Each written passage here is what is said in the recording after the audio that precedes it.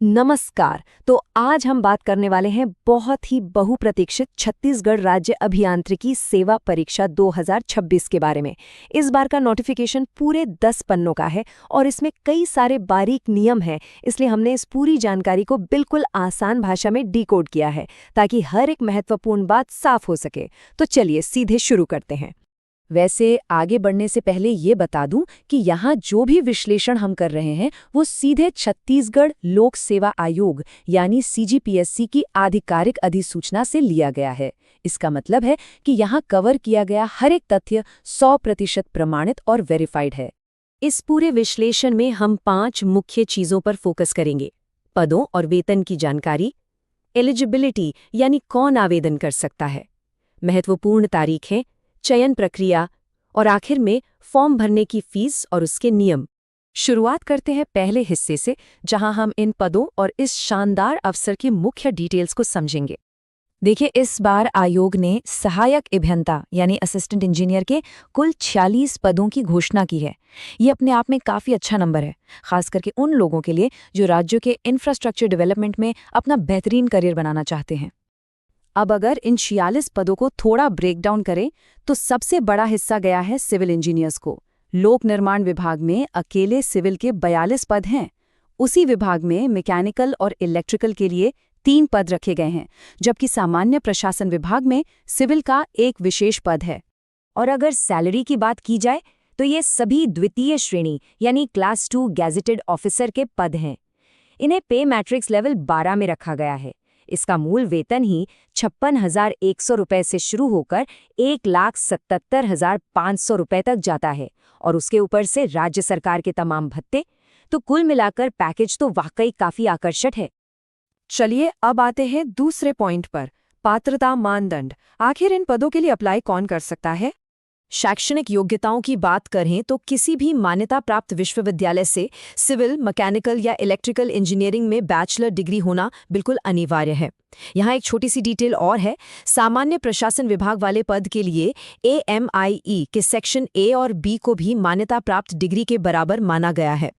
अब उम्र सीमा को देखते हैं, जिसकी गणना 1 जनवरी 2026 से की जाएगी। न्यूनतम आयु तो 21 साल है, लेकिन यहाँ छत्तीसगढ़ के स्थानीय निवासियों को एक बहुत बड़ा फायदा मिल रहा है।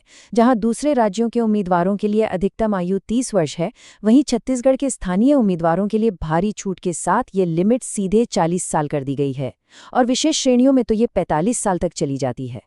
तीसरा सबसे महत्वपूर्ण हिस्सा, महत्वपूर्ण तिथियां। ये वो टाइमलाइन है जो किसी भी हाल में मिस नहीं होनी चाहिए।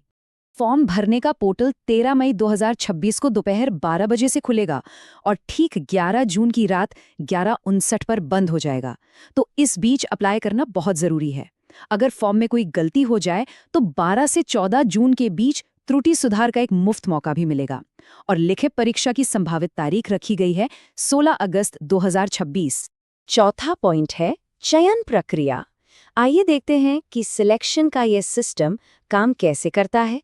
पूरा सिलेक्शन प्रोसेस मुख्य रूप से 2 चरणों में बटा है। पहला चरण एक बड़ा ऑब्जेक्टिव टाइप कंप्यूटर आधारित टेस्ट है। जो लोग इस लिखित परीक्षा की मेरिट में अपनी जगह बनाएंगे वो जाएंगे दूसरे चरण में यानी इंटरव्यू राउंड में, जो कि कुल 75 अंकों का होगा। रिटन एग्जाम की बात करें तो ये कुल 600 अंकों का एक कड़ा मुकाबला है, जिसे 2 बराबर हिस्सों में बांटा गया है। पेपर 1 में सामान्य अध्ययन, छत्तीसगढ़ का ज्ञान और बुद्धिमत्ता परीक्षण है। वहीं पेपर 2 पूरी तरह से विशिष्ट इंजीनियरिंग विषय पर केंद्रित होगा। दोनों ही पेपर्स में 150 सवाल होंगे और हर एक पेपर को हल करने के लिए 2.5 घंटे का समय मिलेगा। और यहाँ एक ऐसी डिटेल है जो तैयारी की पूरी स्ट्रैटेजी बदल सकती है। इस परीक्षा में कोई नेगेटिव मार्किंग नहीं है। जी हाँ, 0 नेगेटिव मार्किंग। इसका सीधा सा मतलब है कि हर एक सवाल को अटेम्प्ट करने की कोशिश करनी चाहिए। बस एक बात का ध्यान रखना है कि न्यूनतम क्वालिफाइंग अंक लाना अनिवार्य है। अनारक्षित वर्ग के लिए 40% और SC, ST तथा OBC के लिए 30%। और अब आते हैं आखिरी पॉइंट पर, आवेदन शुल्क और उसके नियम। फीस का स्ट्रक्चर काफी आसान रखा गया है। छत्तीसगढ़ के मूल निवासी जो आरक्षित या दिव्यांग श्रेणियों में आते हैं, उनके लिए आवेदन शुल्क मात्र 300 रुपये है। बाकी सभी के लिए यानी राज्य के अनारक्षित और छत्तीसगढ़ के बाहर के उम्मीदवारों के लिए ये फीस 400 रुपये है। इसके साथ पोर्टल और जीएसटी चार्ज थोड़े अलग से लगेंगे। लेकिन यहाँ आयोग ने एक बहुत ही दिलचस्प और अनोखा प्रशासनिक नियम बनाया है। परीक्षा में अटेंडेंस बढ़ाने के लिए एक शानदार पहल की गई है। छत्तीसगढ़ के जो स्थानीय उम्मीदवार वास्तव में परीक्षा देने जाएंगे, उनका आवेदन शुल्क परीक्षा के बाद सीधे उनके बैंक खाते में रिफंड कर दिया जाएगा। ये काफी प्रोत्साहित करने वाला कदम है। तो ये थी इस साल की राज्य अभियांत्रिकी सेवा परीक्षा की पूरी तस्वीर। 46 शानदार पद, बिना नेगेटिव मार्किंग वाला एग्जाम और एक बेहतरीन करियर का अवसर सामने है।